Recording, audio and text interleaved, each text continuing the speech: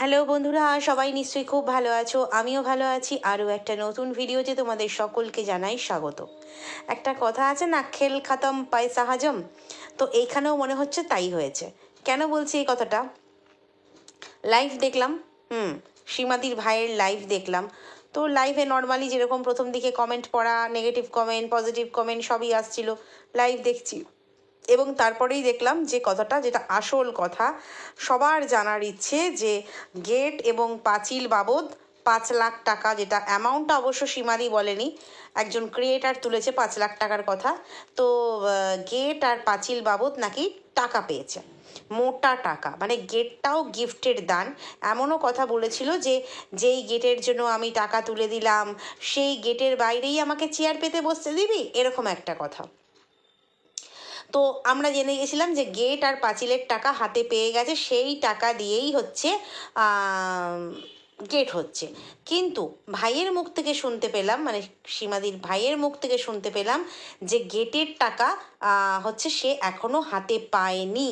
তাহলে হাতে না পেতেই সীমাদি বলছে গেটের টাকা তুলে দিলাম। এখানে কে সত্যি বলছে কে মিথ্যা বলছে আমি জানি না। তবে যে মানুষটা ঈশ্বরের দিব্যি কেটে বললো তাকে তো অন্তত একটু বেশিই বিশ্বাস করব। হ্যাঁ, ভাই ভাই হচ্ছে ঈশ্বরের দিব্যি, আমরা জানি, একটু ঈশ্বর বিশ্বাসী, বজরংবলী বলো বা সব দেবতাতেই বিশ্বাসী। তো সে একদম দেখলাম হাত জড়ো করে নমস্কার করে বলল যে আমি হাতে কোনো, সত্যি বলছি, টাকা পাইনি। এবং এই কথাও বলল তাহলে হয়তো ভালোবেসে কেউ টাকা দিয়েছে, সীমাদির কাছে আছে সেই টাকা। তাহলে সীমাদির কাছে টাকা আছে, এত কিছুর পরেও কি আর টাকা ভালোবাসার মানুষরা যারা দিয়েছে গেট বা পাঁচিল করবার জন্য, সেই টাকা কি আদৌ আর হাতে আসবে? মানে এই এত কিছু ক্যাচাল হয়ে যাওয়ার পরে কি আদৌ হাতে আসবে? সত্যি কি টাকাটা সীমাদির কাছে এসছে? 5 লাখ টাকা সীমাদির কাছে এসছে, অথচ ভাইয়ের হাতে আসেনি? নাকি ভাইয়ের হাতে এসেছে, ভাই ঈশ্বরের দিব্যি কেটেও মিথ্যে বলে গেল? জানি না, কারণ কারোর সাথেই পার্সোনালি যোগাযোগ নেই, কাউকেই পার্সোনালি চিনি না। তবে কোথাও যেন মনে হলো টাকা পাঠালেও পাঠাতে পারে, এরকম একটা ব্যাপার। ভাই বলল টাকা পাঠালেও পাঠাতে পারে, হ্যাঁ দিলেও দিতে পারে, কিন্তু আমার হাতে আসেনি। তাহলে কি সীমাদি পুরো টাকাটা ঝেপে দিল? কি জানি, হতেও পারে। কারণ তারপরেই তো ওই সমস্যা, হয়তো টাকা এসছিল, কারণ আমরা জানি যে সীমাদির হাতেই টাকা আসে এবং তারপরে সীমাদি গিয়ে ওটা বয়ে বয়ে দিয়ে আসে। তো সেক্ষেত্রে সীমাদির হাতে টাকা এসছিল, কিন্তু সেটা আর বয়ে বয়ে দিয়ে আসা হয়নি, কারণ বাড়ি যাওয়া বন্ধ হয়ে গিয়েছিল। তাই কাকে বিশ্বাস করব আর কাকে বিশ্বাস করব না, মানে ধন্দে পড়ে যাবে মানুষ।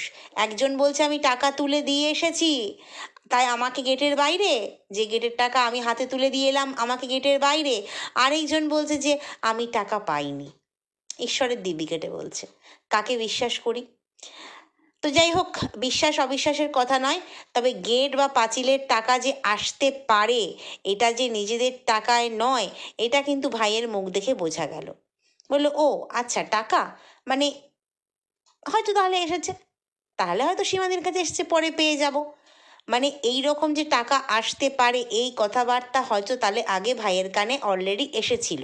হ্যাঁ, যে সমস্ত ভালোবাসার মানুষরা দেবে আর তারা সেই মানুষটার সাথে কথা না বলেই কি দেবে? তা তো নিশ্চয়ই করবে না। তাহলে নিশ্চয়ই কথা বলে সীমাদির হাত দিয়ে পাঠিয়েছিল, এটা একটা হতে পারে। এবারে দ্বিতীয় কথা হচ্ছে যে গিফটের কথা বললো, প্রচুর গিফট, প্রচুর টাকা এই সমস্ত এসেছে, বা ভীষণ ফার্নিচার এসেছে অনেক, সেগুলো এসেছে, সেটাও স্বীকার করে নিল যে হ্যাঁ এসেছে। সেটা তো স্বীকার করার, মানে অস্বীকার করার তো পথ নেই, কারণ আমরা তো দেখেছি যে খাট এসেছে স্বীকার করেছে, বাচ্চার জন্য খেলনা এসেছে বলেছে, লুকিয়ে কিন্তু কিছু করেনি। তারপরে তোমার আরও যা যা জামা কাপড়, ফার্নিচার, শাড়ি, হ্যানা ত্যানা, ওরা কিন্তু ব্লগে বলেছে, লুকোয়নি। হ্যাঁ, যারা শর্ত রেখেছে যে আমাদের নাম প্রকাশ্যে আনবে না, আমাদের কথা বলবে না, সেইগুলো হয়তো লুকিয়ে গেছে, মানে তাদের শর্ত অনুযায়ী, দর্শকদের শর্ত অনুযায়ী যারা দিয়েছে। তো সেক্ষেত্রে এখানে অস্বীকার করার উপায় নেই, এই কথাটা আমি আগেও বলেছিলাম। যদি কেউ ভালোবেসে গিফট দিয়ে থাকে বা টাকা দিয়ে থাকে ভালোবেসে, সে তো ছিনিয়ে নিয়ে আসছে না। ঠিক তাই ভাইও আজকে সেই কথাই বলল যে আমি তো চুরি করে আনছি না। তো একদমই ঠিক কথা। তো এখানে তো কি বলবো, এখানে সমস্যার তো কিছু নেই। ভিউয়ার্সরা এরকম দেখা যায়, অনেক বড় বড় ব্লগারদের না ওই ভিউয়ার্সরা মানে গিফট দিতে পারলে ধন্য হয়ে যায়। ভালোবাসা মানে একদম যে ভালোবাসার উপহার, একটু কথা বলতে পারলে, একটুখানি গিফট দিতে পারলে, বা তাদেরকে কোনো উপহার মানে টাকা পয়সা যাই হোক পাঠাতে পারলে না ধন্য হয়ে যায়। তো সেখানে ক্ষতি কোথায় আছে? এবারে হচ্ছে যদি হ্যাঁ সবটাই বলতো না খাটটা আমি কিনেছি, অমুকটা আমি কিনেছি, অমুকটা আমি করেছি, যদি মিথ্যে কথা বলতো সেখানে ঠিক ছিল। এবারে বলছে এখনও অনেক গিফট আছে যেগুলো দর্শকরা বলতে বারণ করেছে, সেগুলো তোমাদেরকে বলিনি, যদি তারা সামনে এসে বলে আমি এক এক করে নাম সহ গিফটগুলো দেখিয়ে দেব। তো এটা আমারও প্রশ্ন, এখানে কারোর মানে কী বলবো যে খুব লোভী, তারপরে তোমার চরিত্র নিয়ে টানাটানি, টানা হিজড়ে, এগুলো তো কিছু নেই, এগুলো তো ভালোবাসার মানুষ দিতেই পারে, স্ব ইচ্ছায় দিচ্ছে, সেখানে তো কিছু না করারও নেই। কিন্তু তবু আমি দেখেছি সন্দীপ অনেকবার না করেছে যে দেবে না, ছেলের জন্মদিনের আগে ওয়ার্ন করে দিয়েছে তোমরা কেউ ভালোবেসে কিচ্ছু দেবে না, কিন্তু সবাই ওই একটাই কথা বলতো তোমাকে দিচ্ছি না, তোমার ছেলেকে দিচ্ছি, আজও তাই শুনলাম লাইভে। কিন্তু প্রশ্ন হচ্ছে এই যে 5 লাখ টাকা অ্যামাউন্টটা, যদিও আমরা অন্য ক্রিয়েটারের কাছ থেকে শুনেছি, তো এই যে অ্যামাউন্ট, এই অ্যামাউন্টটা কম নয় কিন্তু, মানে একটু মফস্বল টাইপের জায়গায় 1 কাঠা জমি হয়ে যাবে, সেখানে গেট আর পাঁচিল করবার জন্য 5 লাখ টাকা, বুঝতে পারছো? তো 5 লাখ টাকা কি সীমাদির ঝোলাতেই রেখে দেবে, না ভাইয়ের বাড়ি পৌঁছে দেবে? কারণ সীমাদি যেহেতু গেটের টাকাটার কথা বলে ফেলেছে, আর এদিকে ভাই বলছে আমি পাইনি ঠাকুরের কি বলবো দিব্যি কেটে, তাহলে আমরা কাকে বিশ্বাস করি জানি না। যাই হোক, ওখানে অনেক অনেক কমেন্ট দেখছিলাম, একটা কমেন্ট না খুব মানে খারাপ লাগছিল, একটা কমেন্ট বারে বারেই আসছিল, আমার নাম মনে নেই কে করছিল, অনেকেই করছিল, মানে নামগুলো এখন মনে নেই, নামগুলো থেকে আমি কমেন্টগুলো দেখছিলাম বেশি। জিউ সাহার কথা বলছিল, জিউ সাহা প্রেগনেন্ট, জিউ সাহাকে প্রেগনেন্ট করে কোথায় রেখেছো, জিউ সাহাকে প্রেগনেন্ট করে কোথায় লুকিয়ে রেখেছো? কি আশ্চর্য, তাই না? জিউ সাহা কেন ভিডিও দিচ্ছে না? আচ্ছা, এমন কোনো কথা আছে যে কোনো ব্লগার বা কোনো কন্টেন্ট ক্রিয়েটার আজীবন ভিডিও দেবে? আমি আজ ভিডিও দিচ্ছি, আমি 1 দিন 2 দিন গ্যাপ দেবো, 3 দিন গ্যাপ দেবো, মাঝে মাঝে দেবো, করতে করতে আমি বন্ধও হয়ে যেতে পারি, কারণ ইউটিউবটা কারোর সারা জীবনের জন্য নয়। তো ঝি সাহা বা ঝিউ সাহা বা পিউ যাই বলো না কেন, সে কেন ভিডিও দিচ্ছে না? সেই কারণটা হচ্ছে কি না, সে প্রেগনেন্ট, এবং প্রেগনেন্টটা কে করেছে? না সন্দীপ করেছে। কোথায় না প্রেগনেন্ট করে কোথায় লুকিয়ে রেখেছো? ভাবা যায় যে একটা মানুষের নামে আমি ব্লেম দিচ্ছি, কারণ তাকে লুকিয়েই যদি রাখে, আচ্ছা তাকে মানলাম, তাদের কথা অনুযায়ী আমি মানলাম তাকে লুকিয়ে রেখেছে, আচ্ছা লুকোনো গোপন মানুষটা যে প্রেগনেন্ট হয়েছে সেটা তোমরা কি করে জানলে? তার মানে যারা লিখছো তারাই, তাদেরই হয়তো কোনো মানে কি বলবো ভাই বা দাদা বা হাজব্যান্ড, বা সে নিজে যদি পুরুষ হয়, আমি বললাম নামগুলো দেখিনি, যদি পুরুষ হয় তাহলে সে নিজেই প্রেগনেন্ট করে লুকিয়ে রেখেছে, তাই জন্য সে জানতে পারছে যে প্রেগনেন্ট প্রেগনেন্ট প্রেগনেন্ট। নাহলে একটা মানুষ লুকিয়ে থাকলে সে প্রেগনেন্ট কিনা কি করে জানলো? তাই না? কারণ সে তো এখন সোশ্যাল মিডিয়াতে সেভাবে নেই, তাহলে কি করে জানলো? সত্যি মানুষের বলতে হয় তাই বলে, কোনো যুক্তিসঙ্গত ব্যাপার নেই, কিচ্ছু নেই যে তুমি প্রেগনেন্ট করে কোথায় লুকিয়ে রেখেছো। হুম, প্রেগনেন্ট হলে মানুষ লুকিয়ে থাকবে এবং তারপরে লুকিয়ে রাখবে, এবং ভিডিও না দিলেই প্রেগনেন্ট। সত্যি ওয়াইটিতেই দেখলাম যে মানুষ মানুষ মানে কি বলবো কিভাবে প্রেগনেন্ট করতে পারে। আমরা দেখেছি গামলার ক্ষেত্রে, আমরা দেখেছি সীমাদির ক্ষেত্রে, মানে যে যাকেই করে থাকুক না কেন, মানে ওই কথায় কথায় প্রেগনেন্ট আর কোথায় কথায় কথায় অ্যাবর্শন, এই জিনিসটা ওয়াইটিতে সত্যি মানে দিনে যদি মানে পিরিয়ড হয়, রাতে প্রেগনেন্ট হয়ে গেল, এরকম একটা ব্যাপার। মানে রাতে যদি পিরিয়ড হয় পরের দিন বলে দেবে প্রেগনেন্ট, মানে এইটা হওয়াটা কোনো ব্যাপারই নয় ওয়াইটিতে, অন্তত ওয়াইটিতে।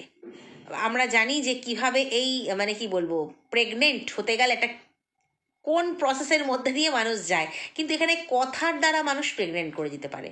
মানে এই কমেন্টটা খুব খারাপ লাগছিল, যদিও এখনও লাইভ চলছে, আমার যতটুকু উত্তর পাওয়ার আমি পেয়ে গেছি, ওই টাকাটার ব্যাপারটাতেই ছিল, আর ওই গিফট আসা দেওয়া নেওয়া ওটা তো আমি জানি, ওটা নিয়ে আমার কোনো মানে নতুন করে জানার কিছু নেই। আর ওই পাঁচিল আর গেটের টাকাটার ব্যাপারটাই শুনতে চাইছিলাম, তো সেটা তো পরিষ্কার বলেই দিল। তো সেক্ষেত্রে তোমরা তো শুনেইছো লাইভে, কিন্তু কথা হচ্ছে কাকে বিশ্বাস করব? দুজন দুরকমের কথা বলছে, কাকে বিশ্বাস করব?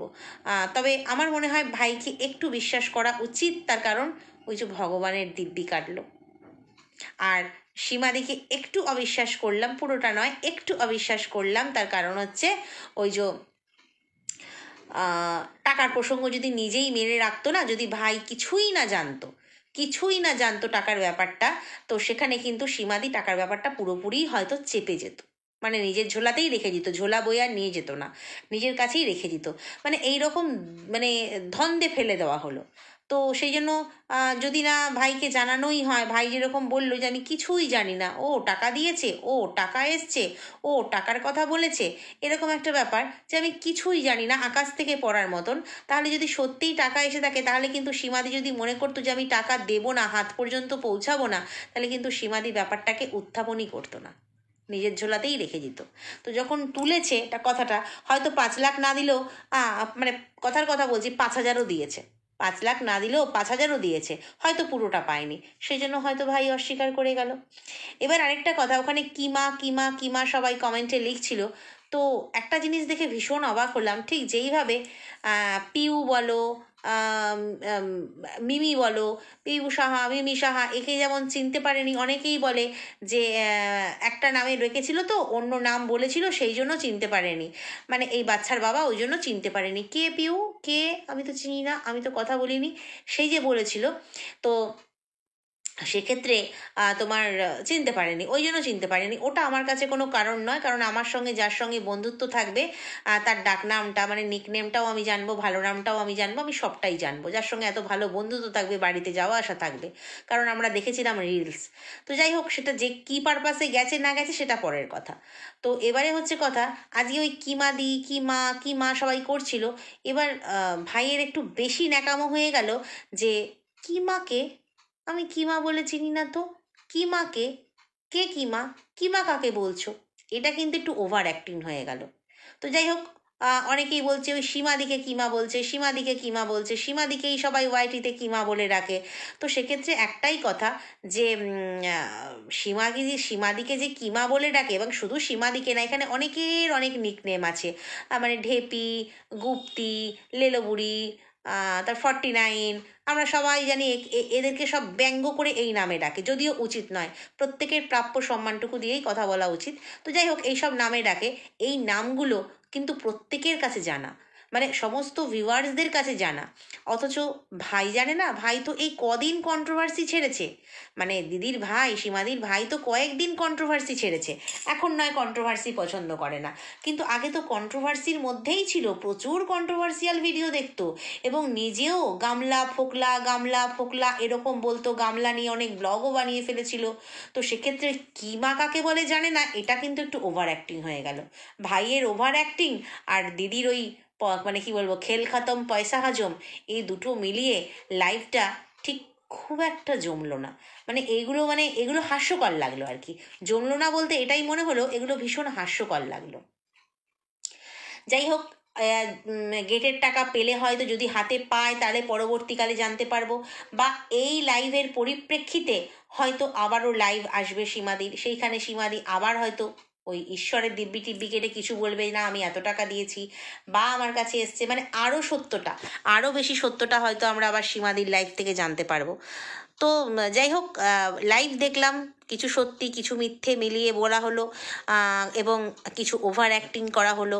তো যাই হোক, পাতানো ভাই বোন, এই টাকা পয়সার যে লেনদেন, এই কথাটা কিন্তু সত্য হলো, এই কথাটা সত্য হলো, কারণ ভাই বলল যে তাহলে হয়তো টাকা সীমাদির কাছে এসছে, তাহলে হয়তো আমি পরে পেয়ে যাব, তার মানে এইটা কিন্তু বলল না যে আমি টাকা পয়সা কেন দেবে, এরকমভাবে যে অবাক হওয়ার মতন কিছু নয়, তার মানে কিন্তু অতীতেও অনেক কিছু করবার জন্য যে টাকা পয়সা এসেছে, সেটা কিন্তু কিছুটা হলেও সত্যি, টাকা পাঠিয়েছে দেখে কিন্তু অবাক হলো না, তার ফেস এক্সপ্রেশন, তার চোখের চাহনি, কিছুতেই কিন্তু অবাক হলো না। কিন্তু ওই যে বললাম, কোথাও একটা ভগবানের দিব্যি কাটলো তো, মানে আমি নিজেও যেহেতু ভীষণ ভগবান বিশ্বাসী, মনে হয় যেন ভগবানের দিব্যি কাটলে কেউ মিথ্যে বলবে না, এরকম মনে হয়, আমি নিজেও তাই তো, যে ভগবানের দিব্যি কেটেছি মানে মা কালীর দিব্যি, বাবা আমার তো কালী মায়ের ভক্ত, মা কালীর দিব্যি মানে আমাকে কেউ মিথ্যে বলাতে পারবে না। তো সেখানেও বজরংবলী ভগবান দিব্যি কাটলো, তো সেখানে একটু হলেও বিশ্বাস করলাম, কিন্তু এই কিমা কাকে বলে সেটা ঠিক মানে ওভার অ্যাক্টিং হয়ে গেল, এই আর কি। তো যাই হোক, চলো ছোট্ট করে ভিডিওটা বলতে এলাম, রাতও হয়ে গেছে অনেকটা, আর ভিডিওটা এখানেই শেষ করছি। আগামীকাল আবারও বলবো। যদি কোথাও ভালো লাগে লাইক কমেন্ট শেয়ার সাবস্ক্রাইব এবং হাইপ করে দিও ভিডিওটা, সঙ্গে থেকো। টাটা।